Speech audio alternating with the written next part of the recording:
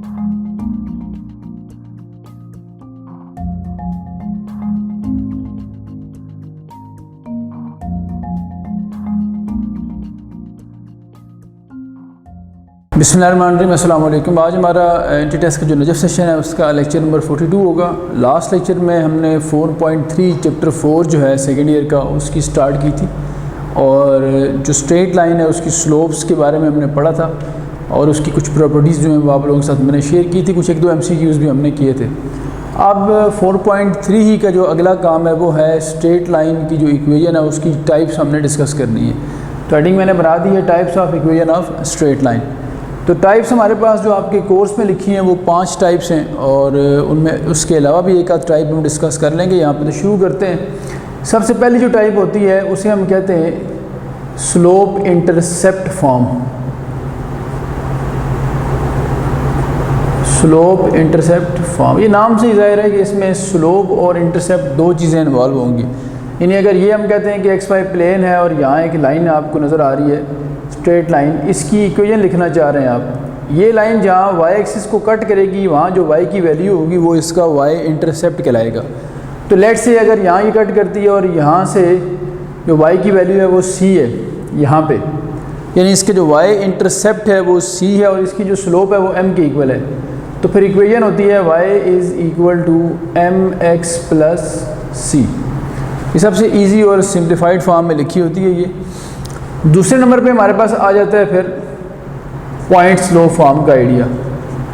Point slope form, अब जिस तरह इसका नाम है वैसे ही हमें इसके एलिमेंट्स भी नज़र आएंगे कि इस तरह की जो लाइन होती है, इस टाइप की जो लाइन होती है उसमें हमें लाइन के ऊपर एक पॉइंट और उसकी स्लोप गिवन होती है। तो जैसे मैं कहता हूँ कि ये एक लाइन है स्ट्रेट लाइन और इसके ऊपर कहीं भी मुझे एक पॉइंट मिल जाता है इस लाइन के ऊपर जो लाई करता हो x1 y1, और इसके साथ साथ मुझे इसकी स्लोप का पता हो कि m इसकी स्लोप है। तो इक्वेशन फिर होगी y माइनस y1 और m into x minus x1। Third number पे हमारे पास आ जाएगा, इसी के बाद जिस तरह आप स्लोप मेथड फॉर्म देखिए आपने, पॉइंट स्लोप फॉर्म देखिए आपने, जिस तरह का डाटा नज़र आता है उसके हिसाब से हम उसकी इक्वेशन को डेवलप करते जा रहे हैं। फिर हमारे पास एक टाइप ये आती है कि जब हमें लाइन के ऊपर 2 पॉइंट्स दिए होते हैं तो उसको हम फिर कहते हैं 2 पॉइंट फॉर्म। 2 पॉइंट फॉर्म में ये होता है कि लाइन की स्लोप नहीं पता होती लेकिन 2 पॉइंट दिए होते हैं लाइन के ऊपर कहीं भी। जैसे ये लाइन है अगर, तो इस स्ट्रेट लाइन के ऊपर कहीं भी मुझे 2 पॉइंट्स मिल जाएं, एक लेट से A और एक B है, ये x1 और y1 और इसको हम क्या देते हैं कि x2 और y2। तो फिर इक्वेशन होगी y minus y1 over y2 minus y1 और x minus x1 over x2 minus x1। अब आ जाते हैं 4th नंबर पे। तो जिस तरह ये 3 फॉर्म्स होगी, अब डाटा फिर थोड़ा चेंज होगा। अब हमारे पास पॉइंट्स भी नहीं होंगे, स्लोप भी नहीं होगी, लेकिन दोनों इंटरसेप्ट्स हमें गिवन होंगे x और y। तो उसे हम कहते हैं 2 इंटरसेप्ट फॉर्म। अब 2 इंटरसेप्ट फॉर्म क्या होती है कि इसमें लाइन के दोनों इंटरसेप्ट x और y हमें पता होती है। जैसे मिसाल के तौर पे अगर मैं कहता हूँ कि ये XY प्लेन था, यहाँ एक लाइन कट करिए, कहीं भी लाइन कट कर सकती है दोनों एक्सिस को, तो जहाँ वो y को कट करेगी उसका वो होगा y इंटरसेप्ट, उसको अगर हम b कह दें, और जहाँ वो x को कट करेगी ये होगा उसका x इंटरसेप्ट, इसको हम अगर कह दें a। नेगेटिव भी हो सकते हैं और पॉजिटिव भी हो सकते हैं। तो इक्वेशन होगी फिर x over a plus y over b is equal to 1। 5th number पे हमारे पास आ जाएगी फिर जो आपके कोर्स में लिखी है फॉर्म, वो है नॉर्मल फॉर्म। अब नॉर्मल का वर्ड मैथमेटिक्स में आमतौर पे परपेंडिकुलर के लिए यूज़ होता है। नॉर्मल टू द सरफेस कह लें, नॉर्मल टू द प्लेन कह लें। तो नॉर्मल का वर्ड परपेंडिकुलरली होता है, इसका मतलब है इस तरह की फॉर्म में किसी परपेंडिकुलर का कोई रोल होगा। तो ये इस तरह से है कि जैसे हम कहते हैं कि ये अगर XY प्लेन है और XY प्लेन के अंदर ये लेट से लाइन है जिसकी इक्वेशन हम लिखना चाह रहे हैं, और हमें ओरिजिन से इसके ऊपर एक परपेंडिकुलर की लेंथ पता है। ओरिजिन से लाइन के ऊपर एक परपेंडिकुलर ड्रॉप हुआ हुआ है और उसकी लेंथ स्मॉल p के बराबर है, और उस परपेंडिकुलर का जो एंगल है वो अगर हम लेट से कहते हैं अल्फ़ा है, तो फिर ये नॉर्मल फॉर्म यूँ होगी x cos alpha plus Y sine alpha is equal to P. एक चीज़ का ख्याल रखना है कि इस तरह की फॉर्म का हमें एडवांटेज क्या मिलता है। दो तरह के एडवांटेज होते हैं। अगर ये फॉर्म हम लिख लें किसी भी लाइन की, तो ये जो राइट हैंड साइड पे पी लिखा हुआ है ये उस लाइन का ओरिजिन से डिस्टेंस है, और ये जो अल्फ़ा लिखा हुआ है ये उसके परपेंडिकुलर का एंगल है, और परपेंडिकुलर के एंगल की बेस पे हम उस लाइन का जो इंक्लिनेशन है वो भी फाइंड कर सकते हैं। तो ज़्यादा जो चांसेस होते हैं वो पेपर में क्वेश्चन आने के ये होते हैं कि ये फॉर्म्स लिखी होती हैं और आपने इनका नाम सेलेक्ट करना होता है। लेट्स से अगर ये वाली फॉर्म लिखी हुई है और ये 4 नाम है 1 2 3 और 4, और आपने सेलेक्ट करना है कि इस फॉर्म का नेम कौन सा है, या वो ये कह देगा ऊपर लिख देगा कि which of the following is the slope intercept form of a straight line, और ये जो 4 ऑप्शंस हैं वो लाइंस की इक्वेशंस की फॉर्म में लिखे होंगे, तो आपने वो सिलेक्ट करना होगा जिसका आपको कहा गया है। और इसके साथ साथ ज़्यादा MCQs बनते हैं आमतौर पे नॉर्मल फॉर्म के, तो मैं इस पर स्टार लगाता हूँ और आपको 1-2 MCQs यहाँ से बना के बताता हूँ। अच्छा, अब अगर हम आपसे कहा जाए कि ये अगर इसकी इक्वेशन है नॉर्मल फॉर्म में स्ट्रेट लाइन की, और अल्फ़ा जो है वो परपेंडिकुलर का एंगल है, और आपने लाइन के एंगल तक पहुँचना, जिसको हम इंक्लिनेशन कहते हैं, तो लाइन का एंगल आप जानते हैं एंटी क्लॉकवाइज मेजर होता है पॉजिटिव एक्स एक्सिस से। ये थीटा अगर लाइन का एंगल हो तो ये कैलकुलेट करने का तरीका ये है कि आप जानते हैं कि ये एक ट्रायंगल सी बन रही है, और इस ट्रायंगल में ये अल्फ़ा है, ये 90 डिग्री है। अगर ये अल्फ़ा है, ये 90 है, तो ये जो बच गया पीछे ये होगा फिर कितना आपके पास, अगर वो 90 है, ये अल्फ़ा है, तो ये बच गया आपके पास 90, यानी 180 में से 90 भी माइनस कर दें अल्फ़ा भी, तो 90 माइनस अल्फ़ा ये बनता है आपके पास। तो अगर हम बाहर की बात करें तो आप जानते हैं कि टोटल एंगल कितना होता है आपके पास, टोटल एंगल होता है 180। तो 180 में से अगर अंदर वाला जो एंगल है वो 90 माइनस अल्फ़ा है, तो 180 में से 90 माइनस अल्फ़ा जब आप माइनस करेंगे तो माइनस माइनस प्लस हो जाएगा, तो ये बन जाएगा आपके पास 90 प्लस अल्फ़ा। तो ये एंगल बनेगा, अगर आप लाइन का एंगल फाइंड करना चाहें तो वो आएगा 90 प्लस अल्फ़ा इस सिचुएशन में। और ये अकॉर्डिंगली डायग्रामेटिकली इसको हम चेंज भी करते जाएंगे जिस तरह की डायग्राम हमारे सामने होगी। तो मैं 1-2 MCQs करवाता हूँ आपको, फिर उसके बाद इसकी तरफ चलते हैं। सबसे पहले तो आपको ये बताता हूँ कि किस तरह एक इक्वेशन को आप नॉर्मल फॉर्म में कन्वर्ट कर सकते हैं, फिर उसके बाद अगली बात हम करेंगे। तो मैं आपको अगर एक MCQ बना के दिखाऊँ, आपको ये कहूँ कि मुझे नॉर्मल फॉर्म लिखनी है, नॉर्मल फॉर्म ऑफ कोई भी लाइन लिख लेते हैं। लेट्स से हम कहते हैं 3x minus 4y plus 50 is equal to 0। ये एक स्ट्रेट लाइन है और आपने इसकी नॉर्मल फॉर्म बनानी है। तो नॉर्मल फॉर्म बनाने के लिए हम जानते हैं कि हमें इस तरह की फॉर्म चाहिए, और इस तरह की फॉर्म बनाने के लिए एक बड़ा सिंपल सा टूल है हमारे पास, जो कि आप हार्डली 10 से 15 सेकंड लगेंगे और आप इस लाइन की नॉर्मल फॉर्म बना लेंगे आसानी से। वो नॉर्मल फॉर्म क्या होती है, आपको ये करना पड़ेगा कि एक फैक्टर बनाना पड़ेगा। वो फैक्टर कौन सा होता है, जिसमें हम कहते हैं नॉर्मलाइजिंग फैक्टर। ये होता है √a² प्लस b²। ए और बी क्या होते हैं, ए और बी होते हैं x और y के कोफिशिएंट्स। x का कोफिशिएंट 3 है, 3 का स्क्वायर 9, y का कोफिशिएंट -4, ये b है, 4 का स्क्वायर कितना हो गया 16, तो 25 का अंडर रूट कितना आ गया 5। ये वो नंबर है कि अगर इस नंबर से इस पूरी लाइन को डिवाइड कर दिया जाए तो ये लाइन अपनी नॉर्मल फॉर्म में कन्वर्ट हो जाएगी। तो बड़ा आसान सा प्रोसीजर है, मैं इसको स्टार इक्वेशन कहता हूँ और डिवाइड कर देता हूँ, dividing both sides of star by 5, so star implies, तो देखें क्या होगा, यहाँ क्या बनेगा, डिवाइड करेंगे 3/5x 4/5y और 50/5 करें तो कितना आ जाएगा 10 आ जाएगा। ठीक है जी।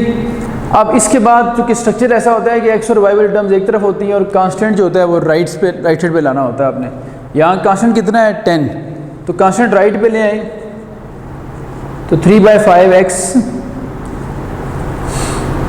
अब बल्कि यहाँ थोड़ा सा बोर्ड जो है वो ख़राब है तो मैं आगे ही लिखता हूँ यहाँ पे ताकि आपको ये बात सही तरह समझ आ सके।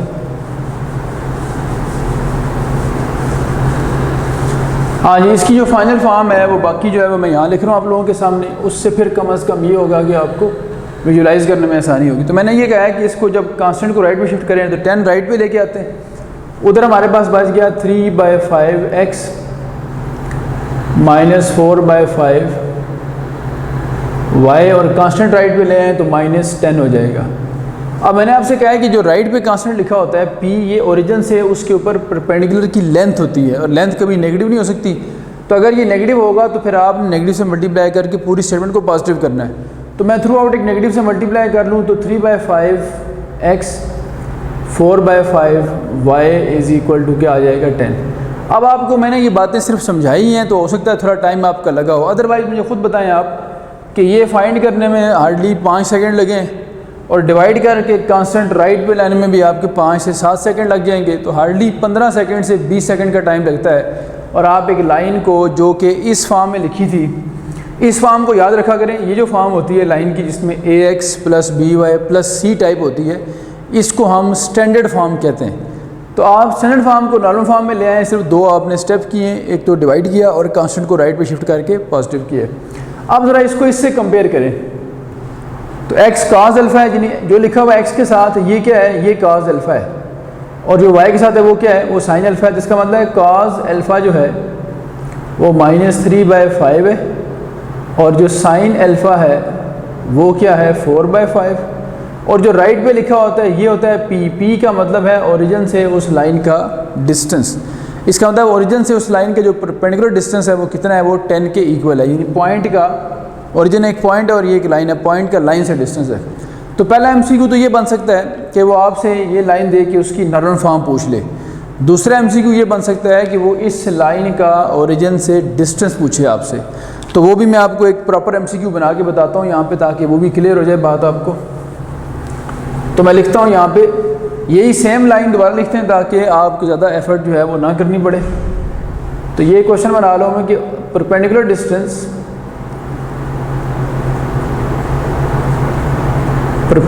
डिस्टेंस ऑफ कौन सी लाइन है जी, 3x - 4y + 50 is equal to 0 from the origin is, यानी इस लाइन का ओरिजिन से परपेंडिकुलर डिस्टेंस कितना है। तो मैंने अभी आपको बताया कि अगर आपको ये फाइंड करना है तो कोई लंबी चौड़ी बात नहीं है, कुछ सिंपल सा एक स्टेप करेंगे। मैं 4 लिखता हूँ ऑप्शन, एक ऑप्शन 5, एक 6, एक 8 और एक 10। अभी आपने कैलकुलेट किया कितना आया था 10। अब ये नहीं करना कि ये सारा प्रोसीजर करें, बिल्कुल सिंपल सा एक स्टेप करें। वो क्या कि लाइन का जो कांस्टेंट है, जैसे यहाँ क्या लिखा हुआ है 50, ax + by + c लिखा हुआ है, c 50 है। कांस्टेंट को डिवाइड कर दें नॉर्मलाइजिंग फैक्टर पे, और कांस्टेंट नेगेटिव हो या पॉजिटिव आपने उसको मॉडुलस में चूज़ करना है, यानी पॉजिटिव ही चूज़ करना है। तो नॉर्मलाइजिंग फैक्टर कितना है 5, तो बस आप कांस्टेंट यानी 50 को 5 पे डिवाइड करें, कितना आता है 10। तो इसका मतलब है जो ये होगा ये उस लाइन का ओरिजिन से डिस्टेंस है। तो इस तरीके से हम ये पता लगा सकते हैं कि क्या है। और बाकी अगर मैं आपसे इसकी डायग्राम पूछ लूँ कि डायग्राम रफ सी बना के बताएं कैसी बनेगी, तो देखें ये जो अल्फ़ा होता है ये उस लाइन का ओरिजिन से जो डिस्टेंस है उसका एंगल होता है। अगर तो आप जानते हैं कि साइन और कॉस दोनों पॉजिटिव होंगे, और अगर अल्फ़ा सेकंड क्वाड्रेंट में हुआ, और याद रखना सेकंड क्वाड्रेंट से आगे जाएगा कभी नहीं ये, अगर ये सेकंड क्वाड्रेंट में हुआ तो फिर ये बात क्लियर है, आप लोग समझते हैं सारे कि सेकंड क्वाड्रेंट के अंदर कॉस नेगेटिव और साइन क्या होता है पॉजिटिव। तो अगर ये नज़र आ रहा है कि कॉस नेगेटिव है और साइन पॉजिटिव है, तो इस बात को इंडिकेट करता है कि लाइन का जो ग्राफ है वो इस तरह का बन रहा है। अब इसका हमें कैसे पता लग रहा है, हमें इस तरह पता लग रहा है कि देखें ये तो लाइन होगी ना, अब ओरिजिन से डिस्टेंस क्या बनेगा इसका, ये बना के दिखाता हूँ आपको। ये था ओरिजिन से डिस्टेंस इसका, जो मैंने रेड कलर की लाइन ड्रॉ की है, इसको हमने क्या कहा हुआ था परपेंडिकुलर डिस्टेंस p, और ये किसके इक्वल आया अभी 10 के। अब अगर तो अल्फ़ा जो होता है वो इसके एंगल होता है, ये हो गया अल्फ़ा, और अल्फ़ा जो कि 90 से ग्रेटर है इसलिए कॉस नेगेटिव और साइन क्या है पॉजिटिव, जो कि साइन सेकंड क्वाड्रेंट में पॉजिटिव होता है। तो अब हम ये भी बता सकते हैं कि हो सकता है कभी MCQ इस तरह का आ जाए कि वो इस लाइन का आपसे ग्राफ पूछ ले कि ग्राफ कौन सा होगा, और इस तरह के 4 ऑप्शन हो तो आपने ये वाला ऑप्शन उसमें से सिलेक्ट करना है। ठीक है जी, 2 बातें होगी। अब एक क्वेश्चन बना लेते हैं नॉर्मल फॉर्म का जिसमें हमें एंगल फाइंड करने का कहा जाए, लाइन का एंगल। तो वो करते हैं, उसके बाद ये आपको क्लियर हो जाएगा। अगर आप ये लिख चुके हैं तो मैं इसको रेज करता हूँ। और एक क्वेश्चन हम बनाते हैं इस टाइप का। अच्छा, ये मैंने एक और MCQ बनाया जिसमें हमें कहा गया है कि इंक्लिनेशन ऑफ द लाइन, ये एक लाइन दी हुई है और हमें बताना है कि इसका इंक्लिनेशन क्या होगा। अब देखिए लाइन किस फॉर्म में है, x cos alpha plus y sin alpha is equal to p वाली फॉर्म, यानी नॉर्मल फॉर्म में दी हुई है। और आप जानते हैं कि यहाँ जो एंगल लिखा होता है इस जगह पे, ये असल में उस लाइन का जो ओरिजिन से परपेंडिकुलर डिस्टेंस है, जो परपेंडिकुलर है उसका एंगल होता है। तो इसका मतलब ये हुआ कि अगर हम ओरिजिन से इसका डिस्टेंस निकालें तो ये इसका ओरिजिन से डिस्टेंस है जिसको हमने क्या नाम देना होता है, p, और ये उस p का एंगल है। और वो कितना एंगल है, 60 डिग्री। आपसे डिमांड की जा रही है कि आप लाइन का फाइंड करें इंक्लिनेशन। लाइन का इंक्लिनेशन का मतलब है कि जो लाइन का एंगल है वो आपने फाइंड करना है। और इंक्लिनेशन जो होता है ये हमेशा एंटी क्लॉकवाइज होता है और ये पॉजिटिव एक्स एक्सिस के साथ बनता है। तो ये बनेगा असल में लाइन का इंक्लिनेशन।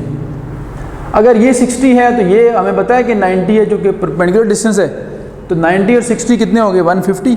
तो ये जो ट्राइंगल बन रही है, इस अगर मैं इसको नाम दूँ OA और B ट्राइंगल, तो एक 90 एक 60 150 हो गया और बाकी बच गया कितना, 30।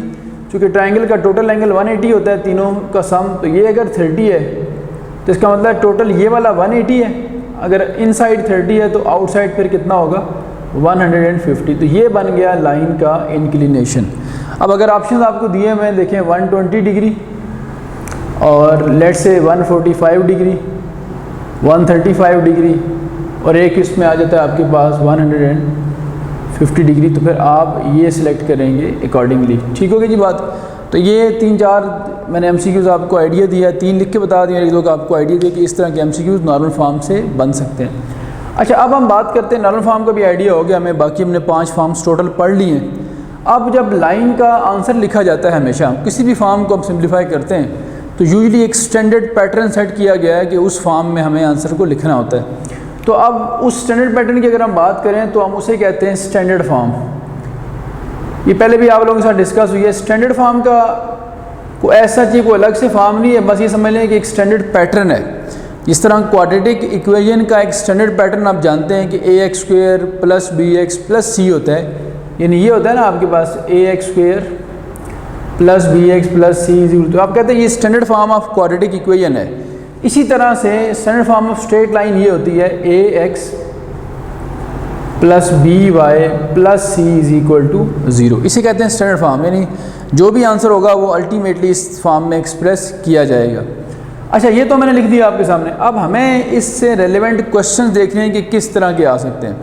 पहली बात तो मैंने आपको बता दिया कि इस तरह की फॉर्म जो है, इसकी अगर स्लोप निकाली जाए लाइन की, तो x के कोफिशिएंट को y के कोफिशिएंट पे डिवाइड करके नेगेटिव कर दें, बस -a/b इसकी स्लोप होती है। फर्दर मोर ये है, अगर ये कहा जाए कि ये लाइन x एक्सिस के पैरेलल है तो फिर क्या होगा। देखें, ये लाइन अगर हम कहते हैं ना कि ये पैरेलल टू x एक्सिस है, देखें जो लाइन x एक्सिस के पैरेलल होती है, याद रखा करें, वो एक हॉरिजॉन्टल लाइन होती है। और हॉरिजॉन्टल लाइन का मतलब इसकी स्लोप क्या होती है, 0। स्लोप में क्या लिखा हुआ है, a/b, तो कोशेंट 0 तब होता है जब न्यूमरेटर 0 हो। इसका मतलब ये हुआ कि अगर लाइन x एक्सिस के पैरेलल होगी तो a 0 हो जाएगा। तो यहाँ से हम ये बता सकते हैं कि अगर किसी भी स्ट्रेट लाइन में a 0 हो, a मीन x का कोफिशिएंट 0, यानी x ना हो किसी स्ट्रेट लाइन में, तो इसका मतलब ये होगा कि वो x एक्सिस के पैरेलल लाइन है। तो पैरेलल टू एक्सिस कब होगा, जब a 0 होगा और b नॉन 0 होगा, तो तब हम कहेंगे ये लाइन x एक्सिस के क्या है, पैरेलल है। इसी तरह अगर मैं आपसे कहता हूँ कि ये लाइन अगर y एक्सिस के पैरेलल हो, पैरेलल टू y एक्सिस, अगर ये y एक्सिस के पैरेलल हुई तो y एक्सिस के पैरेलल एक वर्टिकल लाइन होती है और वर्टिकल लाइन की स्लोप अनडिफाइंड यानी 1/0 होती है। तो जब इसको 1/0 लिखेंगे तो b इसका मतलब है 0 होगा फिर। तो यहाँ से पता लगा कि अगर किसी लाइन में b 0 हो, b का मतलब क्या होता है, y का कोफिशिएंट, यानी y वाली टर्म ना हो किसी लाइन में, सिर्फ x में लिखी हो, तो b 0 होगा और a नॉन 0 होगा। तो ये इस बात को इंडिकेट करेगा कि वो लाइन पैरेलल टू क्या है, y एक्सिस है। तो दो स्पेशल केसेस हो गए, x के पैरेलल और y के पैरेलल। तीसरा केस ये है कि जब कोई लाइन ओरिजिन से गुजरे, line passes through origin, passes through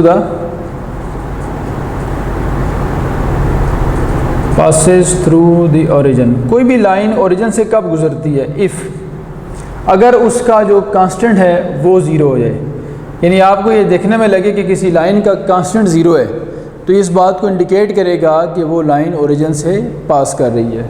ठीक होगी बात। ये कुछ हमारे पास स्टैंडर्ड फॉर्म के साथ रेलिवेंट जो हैं वो MCQs थे।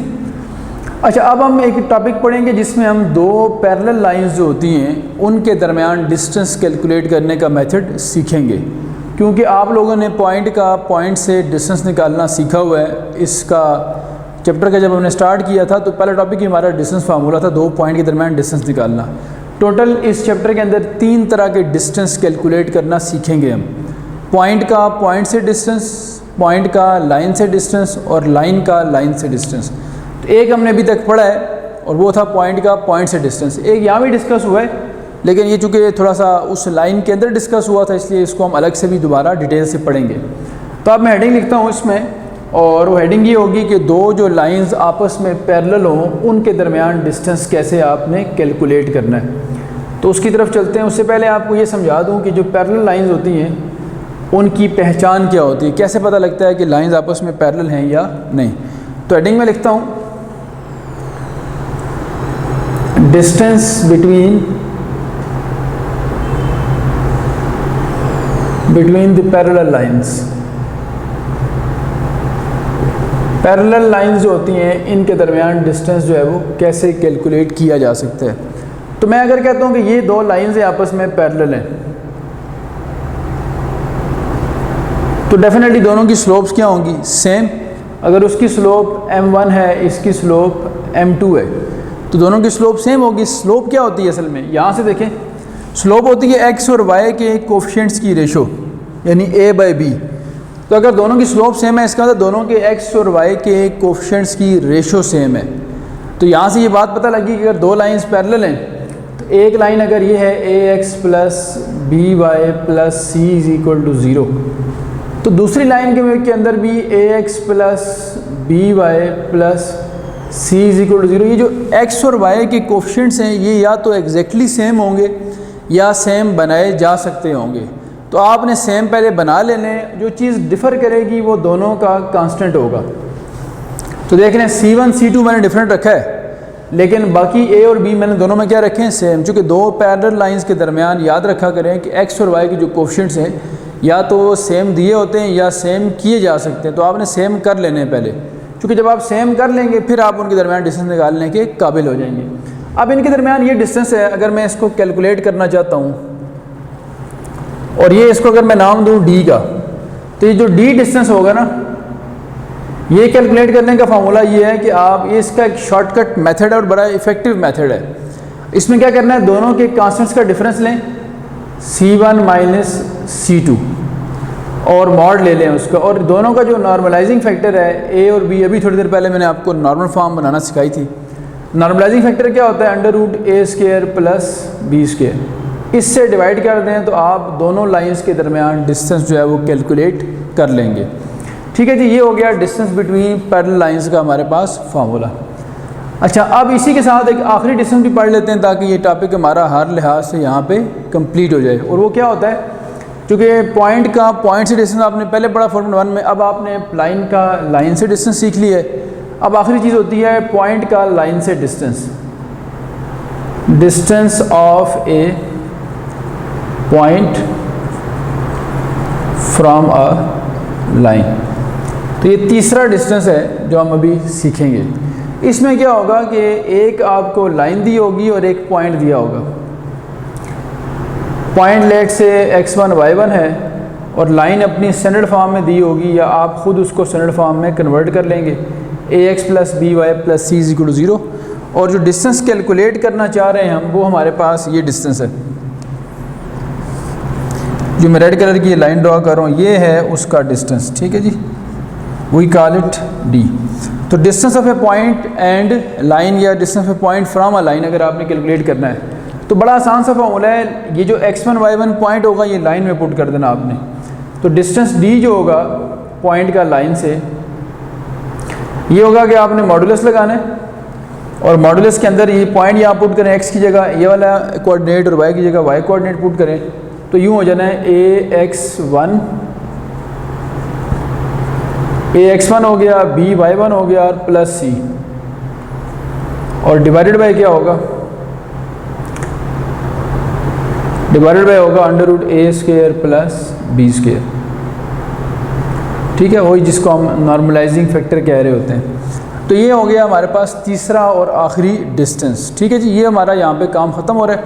अब हम सीखेंगे कि अगर हमारे पास जिस तरह ये हमने पॉइंट का डिस्टेंस लाइन से निकाल लिया, पॉइंट का पॉइंट से निकाल लिया, लाइन का लाइन से निकाल लिया, अगर दो लाइंस पैरेलल ना हों तो आप जानते हैं कि ये बड़ी सिंपल सी एक एक्जियोमेट्रिक प्रॉपर्टी है, एक्जियम है कि प्लेन में अगर दो लाइंस पैरेलल ना हो तो वो कहीं ना कहीं मीट करती हैं। तो जब दो लाइंस पैरेलल नहीं होंगी तो कहीं ना कहीं मीट कर जाएंगे, इसका मतलब उनका जो शॉर्टेस्ट डिस्टेंस है वो ज़ीरो हो जाएगा। तो इसका मतलब आखिरी जो बात है, जो फाइनल बात वो ये है कि डिस्टेंस बिटवीन द लाइंस की जब बात की जाएगी तो अगर लाइंस पैरेलल ना हुई तो उनके दरमियान डिस्टेंस ज़ीरो होगा, और अगर पैरेलल हुई तो फिर कैलकुलेट करने का ये फार्मूला होगा हमारे पास। अगर ये बात आपको क्लियर है तो अब हम एक टॉपिक पढ़ने लगे जिसमें हम पॉइंट की पोजीशन को डिटरमिन करेंगे विद रिस्पेक्ट टू लाइन, कि एक पॉइंट जो है वो लाइन की रिस्पेक्ट से कैसे ऑब्जर्व होता है कि वो कहाँ पे है। अच्छा, जब हम पढ़ रहे टॉपिक हमारा वो क्या है कि position of a point with respect to line. तो मैं हेडिंग लिखता हूँ यहाँ पे, position of a point with respect to line, यानी एक पॉइंट की पोजीशन लाइन की रिस्पेक्ट से हम कैसे पता लगाएंगे कि पॉइंट कहाँ पे है। और यहाँ तीन कंडीशंस हैं, on the line, above the line या below the line.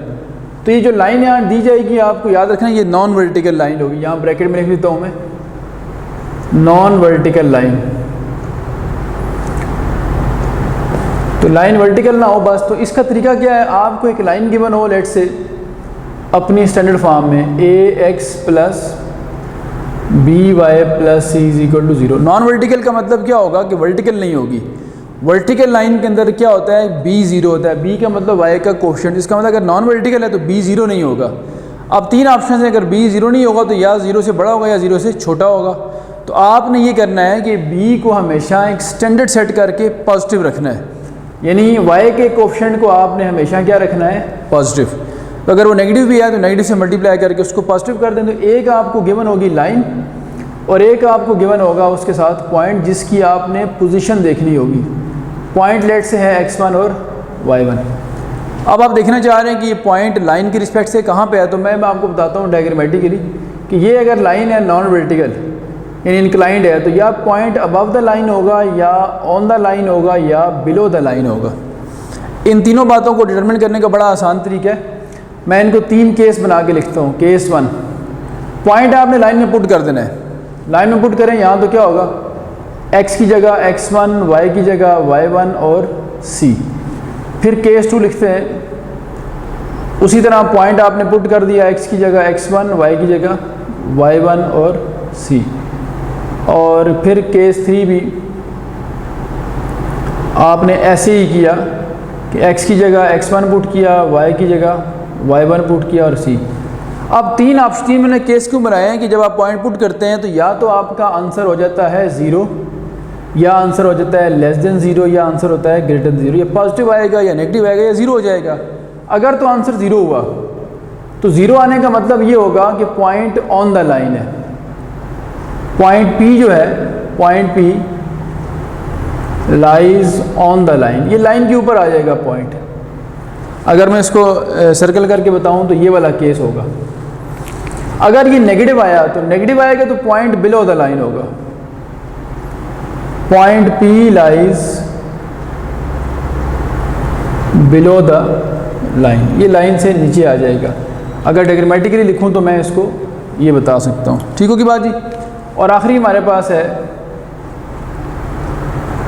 Point P lies, अगर पॉजिटिव आंसर आया ग्रेटर देन 0 आंसर आया तो इसका मतलब point lies above the line, above the line, point line से ऊपर होगा।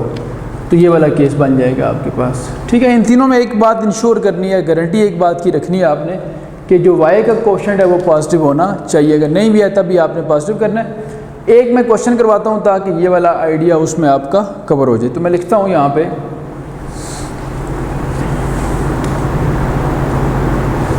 अच्छा अब हम वही बात लिखते हैं। मैं यहाँ क्वेश्चन इस तरह बनाता हूँ कि which of the following point, which of the following point lies below the line. Line कौन सी है हमारे पास जी? 3x प्लस या -2y कर लेते हैं और प्लस 4 इज इक्वल टू 0। ये हमारे पास लाइन है। आपने बताना है कि कौन सा पॉइंट बिलो द लाइन है। ठीक है, 4 ऑप्शन लिखता हूँ यहाँ पे। एक पॉइंट हम ले लेते हैं 3, -5। दूसरा पॉइंट है -2,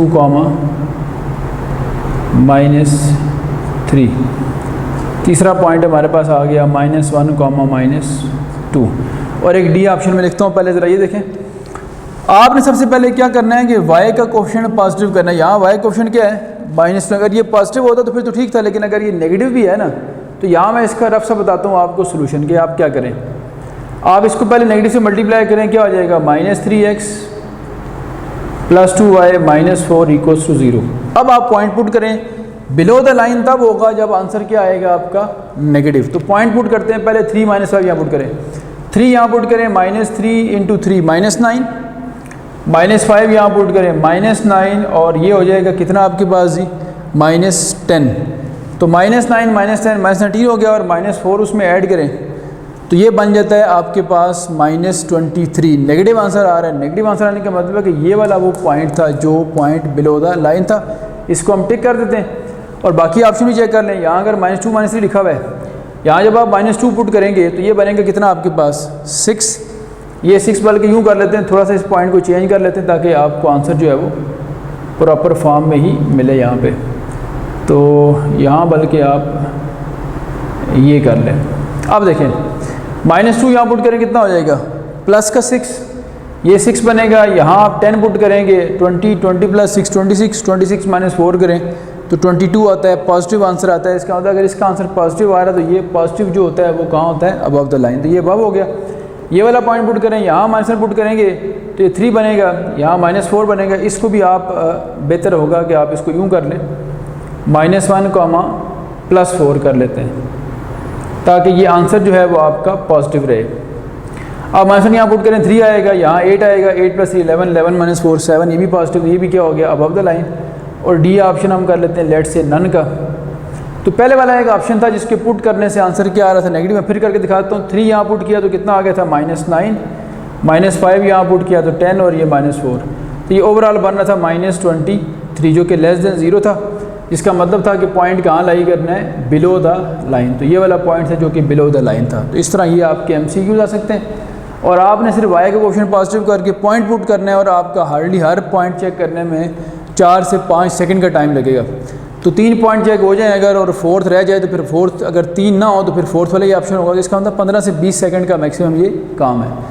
अब 4.3 एक्सरसाइज हमारी तकरीबन ख़त्म हो रही है, और इसका आखिरी टॉपिक हमारे पास बच गया है जिसमें हम एरिया ऑफ ट्रायंगल निकालते होते हैं। ऐसी ट्रायंगल जिसके तीनों वर्टिसेस आपको पॉइंट्स की फॉर्म में दिए हुए हों। तो देख लेते हैं, वो भी लिखें। एरिया ऑफ ट्रायंगल जो है, ये एरिया ऑफ ट्रायंगल निकालने का फार्मूला जो है आप लोगों को याद होगा, फर्स्ट ईयर में 12.7 एक्सरसाइज आप लोगों ने पढ़ी थी, जिसमें एरिया निकालने के 3 केस आपने पढ़े थे, जिसमें आपको कभी 2 एंगल्स एक साइड, कभी 2 साइड एक एंगल, और कभी तीनों साइड्स गिवन हुआ करती थी। वो था हमारे पास ज्योमेट्री का फार्मूला। यहाँ जो हम पढ़ रहे हैं ये एनालिटिकल ज्योमेट्री के अंदर आता है। तो हम कहते हैं एरिया ऑफ ट्रायंगल। अब अगर एक ट्रायंगल हम बना लें लेट्स से कि जिसके तीनों वर्टिसेस आपको प्लेन में पॉइंट्स की फॉर्म में गिवन हो। एक वर्टेक्स ए है जिसके कोऑर्डिनेट्स हैं x1 y1, एक वर्टेक्स बी है जिसके कोऑर्डिनेट्स हों x2 y2, और एक वर्टेक्स सी है जिसके कोऑर्डिनेट्स हैं x3 y3। तो जो एरिया होता है ट्रायंगल का, एरिया ऑफ ट्रायंगल ABC, ये होता है हाफ ऑफ, ये जो तीनों आपको पॉइंट्स गिवन है, वर्टिसेस जो गिवन है, इन्हीं की फॉर्म में इसका एरिया निकलेगा। और वो कैसे निकालना आप लोगों ने 3x3 का बनाना डिटरमिनेंट। पहला पॉइंट जिसके कोऑर्डिनेट x1 y1 है वो यहाँ लिखें हम x1 y1, यहाँ दूसरे के लिख लेंगे x2 y2, यहाँ तीसरे के लिख लेंगे x3 और y3, और आखिरी जो कॉलम है उसमें आपने 1 1 और 1 लिखना है। ये डिटर्मिनेंट जो है इसका जो भी आंसर आएगा उसको हाफ कर लेंगे तो वो इस ट्रायंगल का एरिया बन जाएगा। यहाँ से फिर हम एक और बात भी पता लगा सकते हैं, वो क्या है देखें, इसको मैं नोट बना के लिखता हूँ। अगर तो ट्रायंगल चूँकि एक प्लेन फिगर होती है, प्लेन फिगर का एरिया होता है, स्पेस फिगर का वॉल्यूम होता है, और जो वन डायमेंशनल लाइन पे उसकी लेंथ होती है। अगर एरिया ज़ीरो हो जाएगा तो इसका मतलब है एक डायमेंशन कम हो जाएगी। तो जिस ट्रायंगल का एरिया ज़ीरो हो जाए इसका मतलब है वो ट्रायंगल नहीं बन रही, उसके तीनों वर्सेस एक लाइन के ऊपर आ गए, यानी को लीनियर हो गए। तो इसका मतलब ये हुआ कि अगर हम ये कहते हैं कि अगर ये जो डिटर्मिनेंट है x1 y1 1, x2 y2 1, x3 y3 1, अगर ये डिटर्मिनेंट ज़ीरो हो जाए तो ये इस बात को इंडिकेट करेगा कि ये तीनों पॉइंट्स एक लाइन के ऊपर आ गए। तो मैं लिखता हूँ कि ज़ीरो होने का मतलब क्या होगा, this implies A B and C, तीनों पॉइंट्स जो हैं, these points are collinear points, यानी ये एक लाइन पे आ जाएंगे। ज़हरी बात है, जब एक लाइन पे आ जाएंगे तो फिर इसका मतलब है कि 2D फिगर नहीं बनेगी, ये वन डायमेंशनल फिगर बन जाएगी। किसी फिगर का वॉल्यूम ज़ीरो हो तो इसका मतलब होता है कि वो प्लेन में आ गई है, वो यानी उसकी एक डायमेंशन कम होकर 3 से 2 पे आ गई है।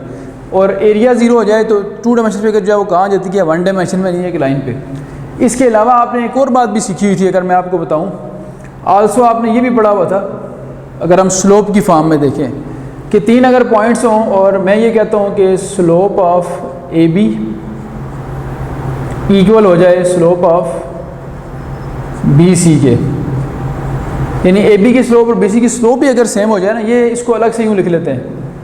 ऊपर लेकिन हमने यहाँ से ड्राइव किया ना कि अगर ये ज़ीरो हो जाए तो पॉइंट्स क्या होंगे, कोलिनियर। इसके साथ एक और ऑप्शन भी आपको दे रहा हूँ, ये भी एक चॉइस होती है हमारे पास कि अगर हम स्लोप की फॉर्म में देखें बाय मींस ऑफ स्लोप, तो ए बी की स्लोप, बी सी की स्लोप और अगर ए सी की स्लोप भी कह लें, यानी पेयर वाइज स्लोप है, ए बी, बी सी और ए सी, कोई दो स्लोप बराबर हो गई तो ये भी इस बात को इंडिकेट करता है कि A B and C are collinear points.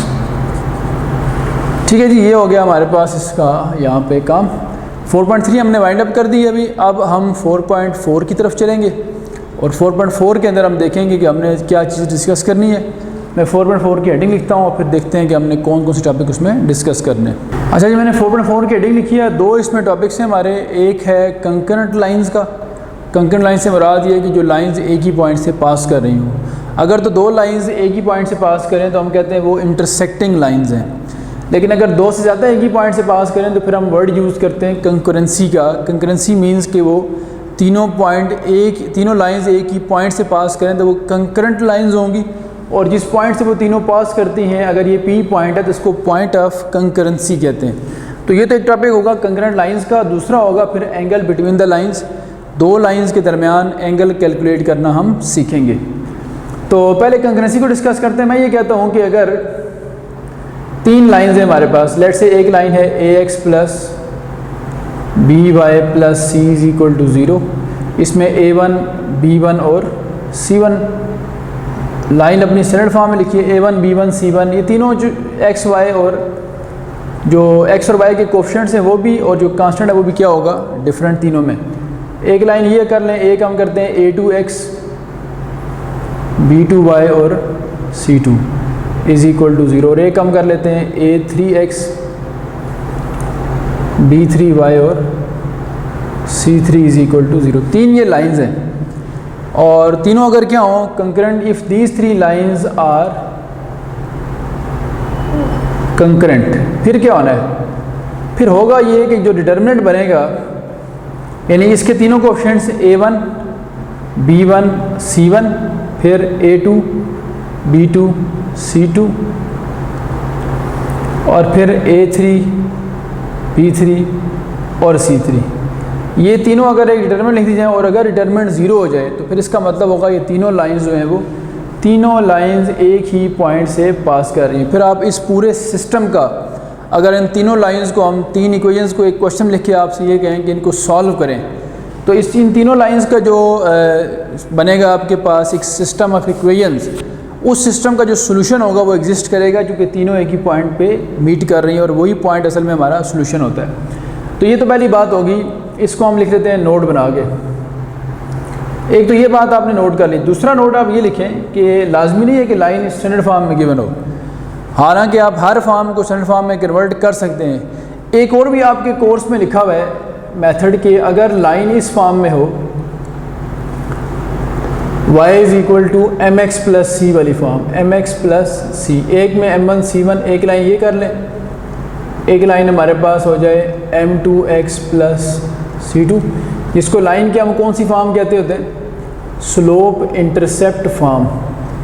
तो ये तीन लाइंस हों और तीनों लाइन में क्या चीज़ डिफ़र कर रही है, m1 c1 m2 c2 m3 c3, तीनों की स्लोप और तीनों का y इंटरसेप्ट। ये स्टैंडर्ड फॉर्म थी और ये कौन सी फॉर्म है आपके पास, स्लोप इंटरसेप्ट फॉर्म। अगर लाइन जिस फॉर्म में दी हों और if these lines are concurrent, then अगर ये कंकरेंट होंगी फिर क्या होना है, फिर भी एक डिटरमिनेंट ज़ीरो होगा, और वो कौन सा होगा, जिसमें होगा पहली रो में m1 c1, दूसरी रो में m2 c2, तीसरी रो में m3 c3, और लास्ट कॉलम में क्या होगा 1 1 1। अब चूँकि ये डिटरमिनेंट की प्रॉपर्टी है कि ट्रांसपोज से कोई इफेक्ट नहीं होता, तो यही m1 m2 m3 रो में भी लिख सकते हैं, c1 c2 c3 second row में, और 1 1 1 थर्ड रो में भी लिख सकते हैं। तो ये ज़ीरो आने का मतलब होगा कि तीनों लाइंस आपस में क्या हैं, कंकरेंट है। अच्छा जी, अब हम जो कंकरेंसी ऑफ लाइंस है वो डिस्कस करने के बाद आगे चलते हैं और एंगल बिटवीन द लाइंस की बात करते हैं। बल्कि उससे पहले अगर हम चाहें तो हम कंकरेंसी वाला एक क्वेश्चन करके ये एनालाइज कर सकते हैं कि कैसे हम तीन लाइंस की जो कंकरेंसी है उसका पॉइंट ऑफ कंकरेंसी फाइंड कर सकते। तो मैं एक क्वेश्चन कंकरेंसी का करवा के फिर चलूँगा एंगल बिटवीन द लाइंस के साथ, जो हमारा दूसरा टॉपिक है बेसिकली। तो एक क्वेश्चन बनाते हैं, find the point of concurrency, point of concurrency of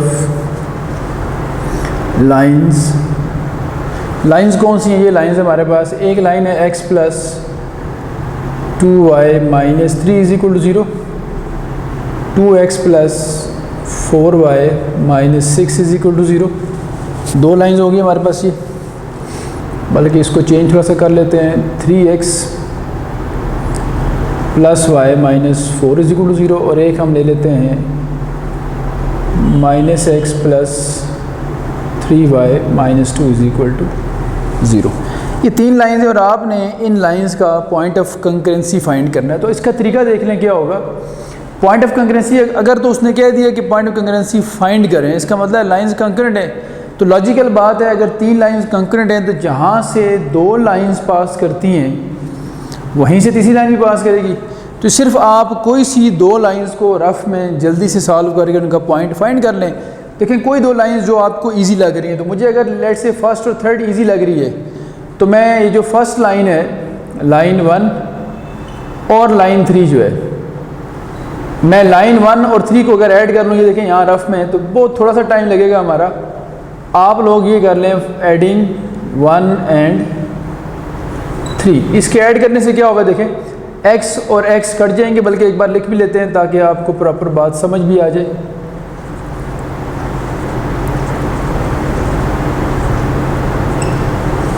x x से कैंसिल हो गया, 3 प्लस 2 कितना हो गया 5y, और ये हो गया minus 5 is equal to 0। 5y is equal to 5 होगा और y इज इक्वल टू क्या आ जाएगा 1। तो y आपके पास आ गया है 1। अब y को 1 यहाँ प्लेस करें या यहाँ प्लेस करें, तो y को 1 प्लेस करें, 2 इंटू 1 2, 2 माइनस 3 -1, -1 यहाँ लाएंगे तो +1 हो जाएगा। इसका मतलब y अगर 1 होगा तो इससे अल्टीमेटली x भी आपको क्या मिलेगा 1। तो x भी 1 y भी 1, ये वो आ गया हमारे पास पॉइंट। अब अगर हमारे पास 4 ऑप्शंस हैं, ये क्वेश्चन आपका MCQs में है हुआ है, एक ऑप्शन आपके पास पॉइंट का है 2,3, एक ऑप्शन है 1,2, एक ऑप्शन है 1,1, एक -1,3, तो आप ये वाला ऑप्शन यहाँ से सिलेक्ट कर लेंगे। तो इस तरह से पॉइंट ऑफ कंकरेंसी जो फाइंड हम आसानी से कर सकते हैं। या बाज़ दफ़ा वो अननोन रख देता है और वो कहता है कि उस अननोन की वैल्यू फाइंड करें, तो आप कहते हैं लेट से मैं कहता हूँ कि यहाँ पे इस -4 की जगह एक अननोन लिखा हुआ है p, और वो आपसे कहता है कि अगर ये लाइंस कंकरेंट है तो p की वैल्यू फाइंड करें। तो आपने ये करना है कि जिन दो में वो अननोन नहीं होगा, जैसे फर्स्ट और थर्ड में वो अननोन नहीं है, तो आप उन दो को सॉल्व करें जिनमें अननोन नहीं, और सॉल्व करने में हार्डली साइमल्टेनियसली सॉल्व करने में आपके 10 से 15 सेकंड लगेंगे। जब आपको पॉइंट मिल जाएगा तो वो वाला पॉइंट आप उस लाइन में पुट करें जिसमें अननोन लिखा हुआ है। तो ये 1 1 यहाँ पुट करें, 3 × 1 3 + 1 कितना हो जाएगा 4, और 4 इस तरफ ले आएँ तो p आ जाएगा -4। इस तरह को अननोन भी आप फाइंड कर सकते हैं। तो इसका मतलब है 2 से 3 तरह के क्वेश्चन इससे आपके बन सकते हैं पेपर में। अब हम आते हैं अपने अगले टॉपिक की तरफ, जो कौन सा है एंगल बिटवीन द लाइंस, और इसको पढ़ने के बाद फिर हम ये एक्सरसाइज जो है वो कंप्लीट करते हैं। तो हेडिंग बनाता हूँ एंगल बिटवीन द लाइंस, और इसका फार्मूला डिस्कस करके हम चलते हैं फिर लास्ट एक्सरसाइज 4.5 की तरफ। तो मैं लिखता हूँ heading angle between the lines, angle between the lines. दो लाइंस जब इंटरसेक्ट करती हैं तो उनके दरम्यान एंगल बनता है, और दो तरह के एंगल बनते हैं। मैं अगर कहता हूँ कि लेट से एक लाइन आपके पास ये है, इसको हम L1 कहते हैं, और एक लाइन ये है जो L2 है, या आप अगर यूँ कहते हैं लेट से कि ये L1 लाइन और ये कौन सी L2। तो दो लाइंस के दरम्यान एंगल जब भी बनाएं तो हम आम तौर पे एंटी क्लॉकवाइज बनाते हैं एंगल। तो अगर मैं एंटी क्लॉकवाइज बनाऊँ तो ये L1 से L2 की तरफ एंगल बन सकता है, एक एंगल ये वाला, और एक एंगल आपके पास ये वाला बन सकता है। तो इसका मतलब है एक वक्त में दो लाइंस के दरमियान दो एंगल बनते हैं। अगर वो लाइंस परपेंडिकुलर ना हो तो एक एक्यूट और एक ऑब्ट्यूज एंगल बनता है। लेट्स से अगर ये वाला एंगल बन गया 60 डिग्री, तो जो इधर बनता है ये भी दोनों दो के दरमियान है, तो ये कितना हो जाएगा 120, चूँकि पूरा एंगल कितना होता है हाफ राउंड के अंदर 180 डिग्री। तो हमें अगर वो ना बताए तो हम अपनी चॉइस के मुताबिक जो हम फाइंड करें कोई भी एक कर सकते हैं, लेकिन अगर वो हमें एक्यूट या ऑब्ट्यूज का वर्ड यूज़ करके कहता है तो फिर हम उसके अकॉर्डिंग एंगल फाइंड करेंगे। तो मैं आपको पहले सिर्फ एक एंगल निकालने का बताता हूँ फार्मूला, क्योंकि एक एंगल अगर हमारे पास आ गया तो दूसरा ऑटोमेटिकली 180 में से माइनस करके हम फाइंड कर लेंगे। अगर ये वाला एंगल थीटा हो तो आप जिन दो लाइन्स के दरमियान एंगल निकालते हैं उनकी आपको स्लोप चाहिए होती है। तो लेट्स से जो L1 लाइन है इसकी स्लोप है m1, और जो L2 लाइन है इसकी स्लोप है m2। तो L1 से L2 की तरफ एंगल बन रहा है, तो जब आप इसको पुट करेंगे तो यूँ होगा tan theta is equal to, अगर ये एंटी क्लॉकवाइज बनाएं तो टिप चूँकि L2 की तरफ जा रही है तो जिस तरफ टिप होगी वो स्लोप लिखनी है पहले m2 minus m1 over m1 m2। ये tan थीटा का फार्मूला हो गया। यहाँ से थीटा निकालेंगे तो tan इधर ला के इन्वर्स कर देंगे हम, tan inverse of m2 minus m1 over 1 plus m1 m2।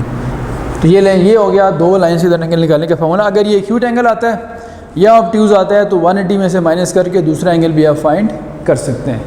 तो यहाँ इसको जो angle between the line topic पढ़ने के बाद इस एक्सरसाइज को मैं क्लोज़ करता हूँ, और अब हम मूव करते हैं 4.5 जो इसकी लास्ट एक्सरसाइज है उसकी तरफ। तो मैं हेडिंग लिखता हूँ 4.5 की। लें जी, ये लास्ट एक्सरसाइज है 4.5, हेडिंग लिखी है मैंने इसकी, और इसमें हमने काम करना है सेकंड डिग्री होमोजेनियस इक्वेशन का।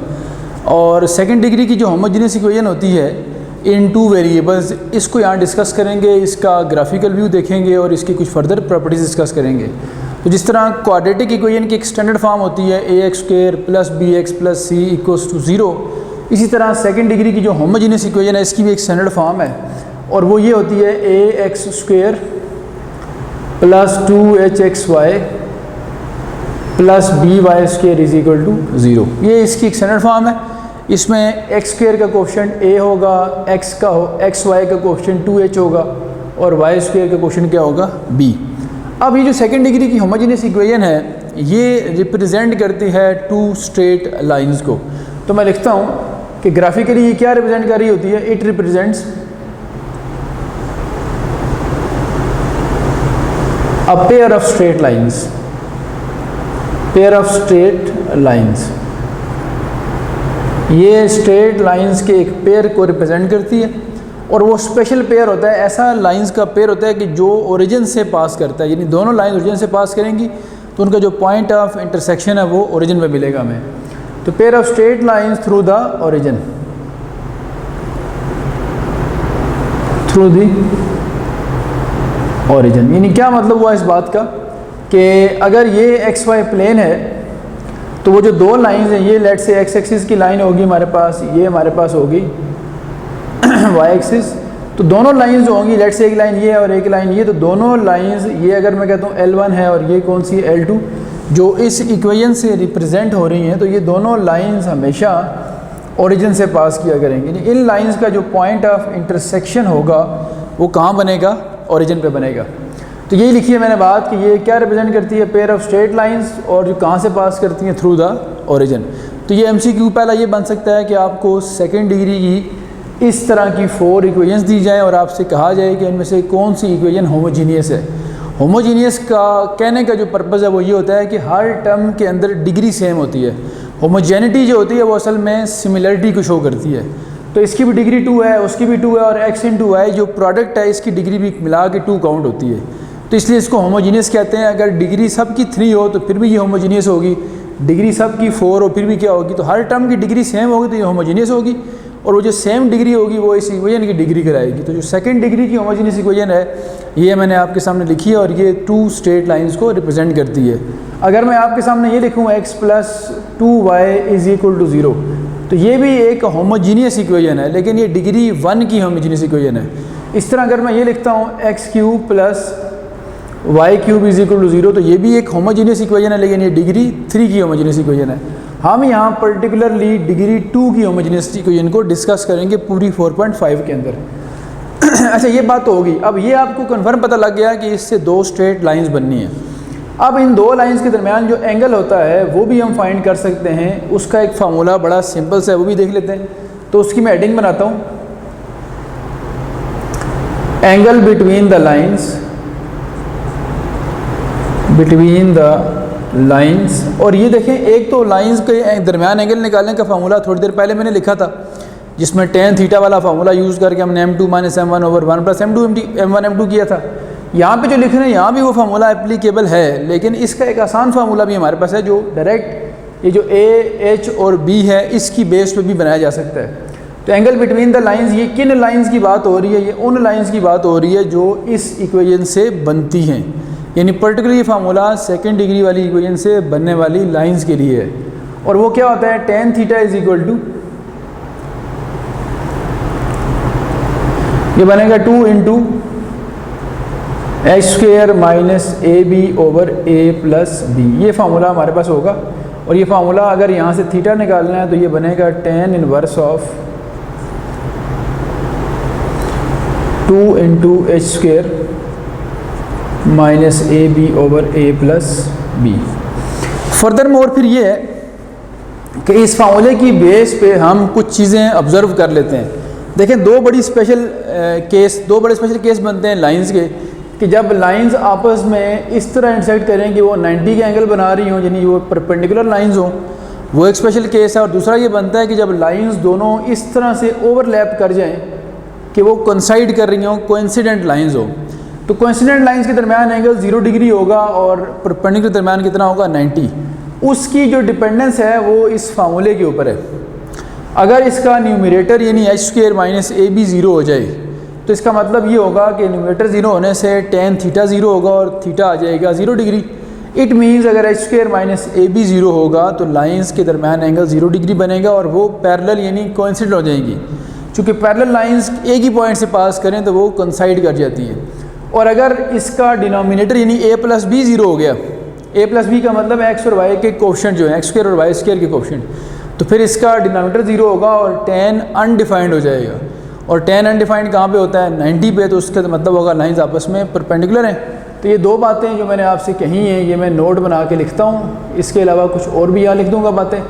पहली बात तो ये लिखता हूँ कि अगर h² - AB 0 हो गया तो ये इंडिकेट करेगा कि लाइंस आर पैरेलल, बल्कि यहाँ पैरेलल इसलिए नहीं कह रहे कि एक ही पॉइंट से पास करती हैं, तो हम उसको कहते हैं coincident. Lines are coincident. Coincident का मतलब है ओवरलैपिंग लाइंस। तो ये ओवरलैपिंग लाइंस बन जाएंगी हमारे पास अगर इनके दरमियान क्या हो गया, एंगल 0। और दूसरा केस कौन सा है कि अगर h² - AB की बजाय a + b 0 हो जाए, यानी डिनोमिनेटर 0 हो जाए, तो tan अनडिफाइंड हो जाएगा। तो इसका मतलब होगा lines are perpendicular. Lines are perpendicular. और तीसरा फिर मैं ये लिखता हूँ कि लाइंस की जो नेचर है वो भी डिस्कस हो सकती है कि लाइंस किस किस कैटेगरी की हो सकती हैं। तो जिस तरह क्वाड्रेटिक इक्वेशन का एक डिस्क्रिमिनेंट होता है b² - 4ac, क्वाड्रेटिक इक्वेशन का डिस्क्रिमिनेंट, इसी तरह सेकंड डिग्री की जो होमोजीनियस इक्वेशन है इसका डिस्क्रिमिनेंट होता है h square minus A B. तो ये जो डिस्क्रिमिनेंट है h square minus A B, इस पे लाइंस की नेचर डिपेंड करती है। अगर h square minus A B zero हो जाए, जिस तरह मैंने ऊपर लिखा है, तो लाइंस क्या होंगी? कोइंसिडेंट। लेकिन अगर h square minus A B जो है ये ग्रेटर देन ज़ीरो होगा, तो फिर जो लाइंस होंगी वो डिफरेंट होंगी। Lines are real and different. और जिस तरह आपको याद होगा फर्स्ट ईयर में हम चैप्टर 4 में डिस्क्रिमिनेंट पॉजिटिव होने से कहा करते थे कि roots are real and distinct या डिफरेंट। इस तरह हम कह रहे हैं lines are real and different. और इसी तरह जिस तरह हम फर्स्ट ईयर में चैप्टर 4 में डिस्क्रिमिनेंट के नेगेटिव होने से कहा करते थे कि रूट्स आर इमेजिनरी, यहाँ पे हम डिस्क्रिमिनेंट के नेगेटिव होने से ये कहेंगे कि lines are imaginary. Lines are imaginary, तो ये इमेजिनरी लाइंस बनेंगी। तो ये इसका यहाँ पे काम ख़त्म करते हैं। फिर एक क्वेश्चन आपके कोर्स में लिखा हुआ होता है, उसकी मैं सिर्फ यहाँ वर्डिंग लिखूँगा और उसका एक शॉर्टकट आपको बताता हूँ। हमें ये कहा जाता है कि एक गिवन आपके पास स्ट्रक्चर होता है और उसके जो परपेंडिकुलर लाइंस होती हैं उनकी आपने इक्वेशन बनानी होती है। मिसाल के तौर पे अब क्वेश्चन की पूरी वर्डिंग मैं सिर्फ बोलूँगा, लिखूँगा नहीं, आपको सिर्फ समझाता हूँ बात। मैं आपके सामने लिखता हूँ लाइंस का पेयर देखें। मैं कहता हूँ ये हो गया 2x square plus 5xy plus 6y square is equal to 0। इसको चले माइनस कर लेते हैं। ये एक सेकंड डिग्री की होमोजेनियस इक्वेशन है। हमने भी पढ़ा है कि ये किसको रिप्रेजेंट करती है? पेयर ऑफ स्ट्रेट लाइंस, दो स्ट्रेट लाइंस के पेयर को रिप्रेजेंट करती है। अब कैसे करती है वो भी देख लें। इसके फैक्टर बन जाते हैं आसानी से। फैक्टर बनाएं तो क्या बनेगा? 2x square minus 2xy minus 3xy। Mid term break कर लेते हैं इसकी। यहाँ से 2x कॉमन लें तो x माइनस क्या आ जाएगा? y। यहाँ से 3y कॉमन लें माइनस के साथ तो x माइनस आ जाएगा आपके पास। बल्कि अगर हम फैक्टर बना रहे हैं तो यहाँ से 6, यहाँ पे हमें 3 करना पड़ेगा ताकि हम ऐसी एग्जांपल चूज़ करेंगे जिससे हमें आसानी से रिजल्ट्स मिल सकें। तो यहाँ पे अगर हम 3 कर लें, कोई और भी इक्वेशन ले सकते हैं, लेकिन मैं एक ऐसी एग्जांपल बनाना चाह रहा हूँ कि जिससे आपको ये आइडिया समझा सकूँ कि कैसे दो लाइंस जनरेट होंगी। तो मैंने एक ऐसी इक्वेशन लिखी है जिसके आसानी से फैक्टर बन जाए ताकि ये आइडिया आपको समझ आ सके। तो यहाँ भी क्या आ जाएगा? जब 3y लिखेंगे, 3 कॉमन है, y कॉमन, तो ये x माइनस वाई रह जाएगा। अब इन दोनों में क्या चीज़ कॉमन है? x माइनस वाई, और फिर आगे आ जाएगा 2x माइनस 3y। लें जी, एक फैक्टर ये वाला ज़ीरो करें तो एक स्ट्रेट लाइन ये बनती है, और एक फैक्टर ये वाला ज़ीरो पुट करें तो एक स्ट्रेट लाइन ये बनती है। तो ये बड़ा क्लियर है कि दोनों में कांस्टेंट नहीं है। ax plus B Y plus c जो होता है वो नहीं है। तो आज हमने ये पढ़ा है कि c अगर ना हो तो लाइंस कहाँ से पास करती हैं? ओरिजिन से। तो ये भी ओरिजिन से पास करी और ये भी कहाँ से पास करी है? ओरिजिन से। आपको ये कहा जाता है, चलिए ये तो होगी लाइंस, तो सम टाइम ऐसा भी होगा कि वो आपसे क्या देगा कि इस इक्वेशन से जो दो लाइंस रिप्रेजेंट होती हैं उनको आप बताएं कौन सी लाइंस है, ऑप्शन टिक करें। तो ये सेपरेट इक्वेशन है और इन दोनों को अगर फैक्टर बना के मल्टीप्लाई करें तो ये जॉइंट इक्वेशन कहलाती है। तो अब बाज़ दफ़ा ऐसा होता है, इस एक्सरसाइज में 4.5 में एक क्वेश्चन है जिसमें वो आपसे जॉइंट इक्वेशन पूछता होता है। Joint equation of the lines through the origin and perpendicular to the lines, वो आगे एक इक्वेशन दी होती है आपको। अच्छा जी, अभी मैं आपसे डिस्कस ये कर रहा था कि अगर ये दो लाइंस इससे बन रही हैं तो हमें सम टाइम वो कहता है बुक वाला या एग्जामिनर कि आप लोगों ने इससे दो लाइंस बन रही हैं, इनके जो परपेंडिकुलर लाइंस हैं उनकी बनानी है जॉइंट इक्वेशन। तो ये बुक का मैंने एक क्वेश्चन लिखा, मैं आपको बताता हूँ इसका एक शॉर्टकट वे कि आप कैसे पूरा प्रोसीजर अडॉप्ट किए बगैर एक स्टेप में इसका आंसर लिख सकते हैं। क्वेश्चन की वर्डिंग क्या है? Find the joint equation. Joint equation find करनी है किसकी? Of the lines through the origin, वो लाइन जो ओरिजिन से पास करें उनकी, और and perpendicular to the lines represented by the equation, और इस लाइन से, इस इक्वेशन से जो दो लाइंस बनती हैं उनके वो परपेंडिकुलर हों। यानी क्या मतलब हुआ?